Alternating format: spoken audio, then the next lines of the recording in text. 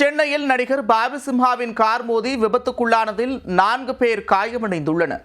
குடிபோதையில் கார் ஓட்டிய டிரைவர் போக்குவரத்து போலீசாரால் கைது செய்யப்பட்டிருக்கும் நிலையில் நடந்தது என்ன? அடுத்தடுத்த 5 வாகனங்களை மோதி பெரும் விபத்தை ஏற்படுத்திய நடிகர் பாபி சிம்ஹாவின் கார்தான் இது. மதுபோதையில் காரை ஓட்டி விபத்து ஏற்படுத்திய வழக்கில் பாபியின் டிரைவர் போலீசாரால் கைது செய்யப்பட்டுள்ளார்.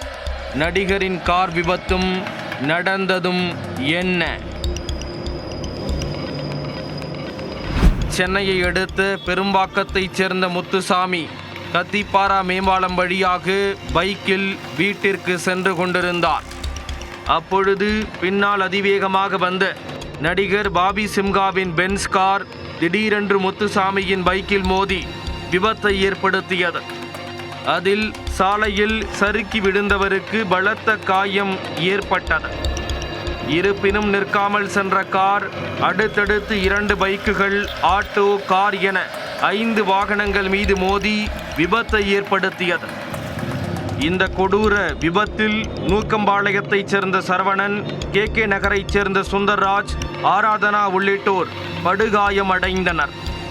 தகவல் அறிந்து சம்பவ இடத்திற்கு வந்த பரங்கிமலை போக்குவரத்து போலீசார் படுகாயம் அடைந்தவர்களை மீட்டு ராயப்பேட்டை அரசு மருத்துவமனையில் சேர்த்தனர். பின்னர் சம்பவம் தொடர்பாக வழக்கு பதிவு செய்து நடிகர் பாபி சிம்ஹாவின் காரை பறிமுதல் செய்து காரை ஓட்டி வந்த டிரைவர் புஷ்பராஜையும் கைது செய்தனர். சம்பவத்தின் போது புஷ்பராஜ் தலைக்கேறிய மதுபோதையில் பென்ஸ் காரை ஓட்டி சென்றதும் கட்டுப்பாட்டை இழந்து அடுத்தடுத்து வாகனங்கள் மீது மோதி விபத்தை ஏற்படுத்தியதையும் ஒப்புக்கொண்டார்.